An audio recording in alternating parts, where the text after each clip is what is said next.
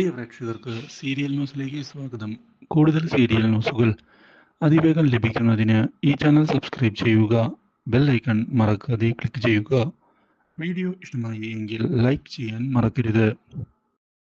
പുതിയ നീക്കങ്ങളുമായി മുന്നിലേക്ക് ഇപ്പോൾ പോവുകയാണ് രാഹുൽ. ഇനി എന്തായാലും ഈ അവസരം വിട്ടുകളയാൻ ഞാൻ ഉദ്ദേശിക്കുന്നില്ല എന്ന് ഉറപ്പിച്ചുകൊണ്ടുള്ള നീക്കങ്ങളാണ് ഇപ്പോൾ രാഹുലിന്റെ ഭാഗത്ത് നിന്ന് ഉണ്ടാകുന്നത്. ഇതേ തുടർന്ന് രാഹുൽ ചെന്ന് കണ്ടിരിക്കുകയാണ് ഇപ്പോൾ നീനയെ. നീനയോട് ഇതേ തുടർന്ന് കാര്യങ്ങൾ പറയാൻ തയ്യാറാകുന്നു. പക്ഷേ ഇതിനിടയിൽ നീനയാകട്ടെ, നീ അപ്പോ ചതിക്കുകയായിരുന്നല്ലേ എന്ന് ചോദിച്ചതിനെ തുടർന്ന്, ചതിച്ചത് ഞാനല്ല, ചതിച്ചത് എന്നെയാ. എനിക്ക് അറിയ പോലുമില്ല അവളുടെ പ്രഗ്നൻസി കേസ്. കാരണം ഞാൻ അവളെ തൊട്ടിട്ട് പോലും ഇല്ല എന്നതാണ് സത്യം. ആ കുഞ്ഞ് എൻ്റേതല്ല, അത് അഭിഷേകിൻ്റെതാകാനാണ് സാധ്യത.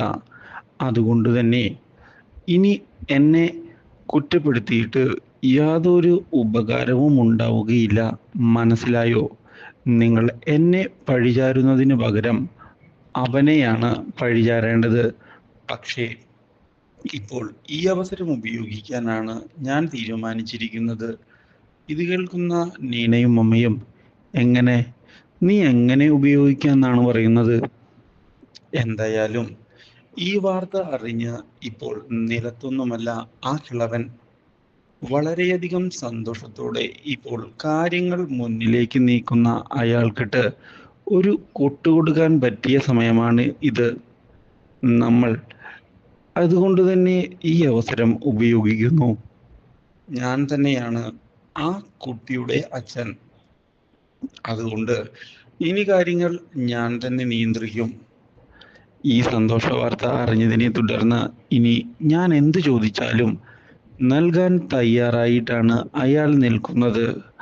അതുകൊണ്ട് തന്നെ ഇനി എൻ്റെ അടുത്ത ചോദ്യം സ്വത്തുക്കൾക്ക് വേണ്ടി തന്നെയായിരിക്കും.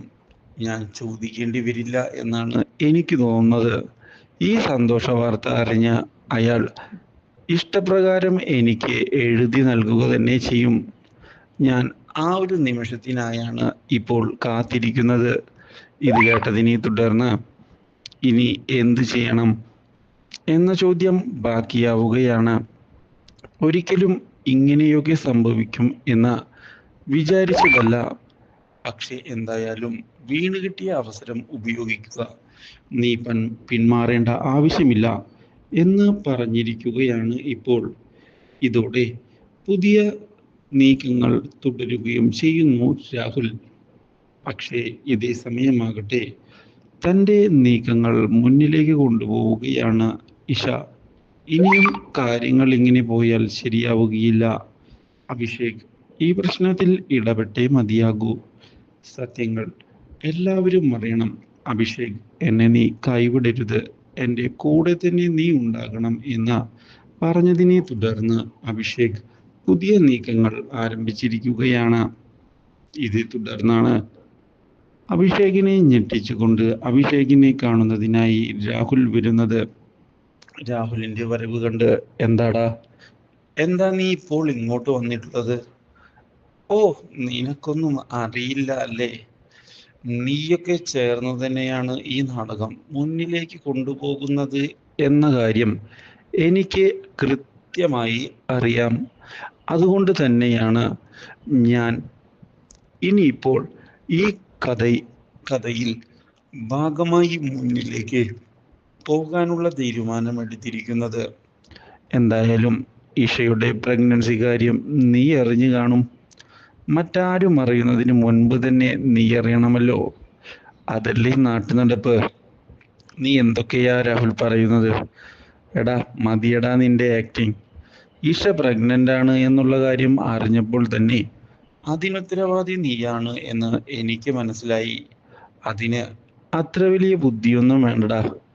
നീ കിടന്ന് ഉരുളുകയൊന്നും വേണ്ട. ഞാൻ ഈ സത്യം ഈ ലോകത്തോട് വിളിച്ചു പറയും എന്നാണ് നീ വിചാരിച്ചത് എങ്കിൽ നിനക്ക് തെറ്റി. ഇഷയെ ഞാൻ ഉപേക്ഷിക്കാനും പോകുന്നില്ല. എന്തായാലും സ്വത്തുക്കൾക്ക് വേണ്ടി തന്നെയാണ് ഞാൻ ഈ കളി തുടങ്ങിയത്. അതുകൊണ്ട് തന്നെ ഈ വീണ് കിട്ടിയ അവസരം ഞാൻ ഉപയോഗിക്കുക തന്നെ ചെയ്യും. ആ കാര്യത്തിൽ ഒരു മാറ്റവുമില്ല. മനസ്സിലായോടാ? ഞാൻ പുതിയ കളികളുമായി തന്നെ മുന്നിലേക്ക് പോവുകയാണ്. ഇഷയും കുഞ്ഞും ഇനി എൻ്റെ കൂടെ തന്നെ ഉണ്ടാകും. ഇത് കേട്ടതിനെ തുടർന്ന് അഭിഷേക് ഒന്ന് ഞെട്ടുകയാണ്. ഒരിക്കലും അഭിഷേക് ഇങ്ങനെയൊരു വഴിത്തിരിവ് പ്രതീക്ഷിച്ചതല്ല. പക്ഷേ അഭിഷേകിനോട് ഇനി ഞാൻ പിന്നിലേക്കില്ല എന്നുള്ള തീരുമാനം അറിയിച്ചുകൊണ്ട് പോവുകയാണ് ഇപ്പോൾ രാഹുൽ. ഈ കാര്യം അറിയുന്നത് ഇഷയെ ഒന്ന് ഞെട്ടിക്കുന്നു. Do like, share and subscribe.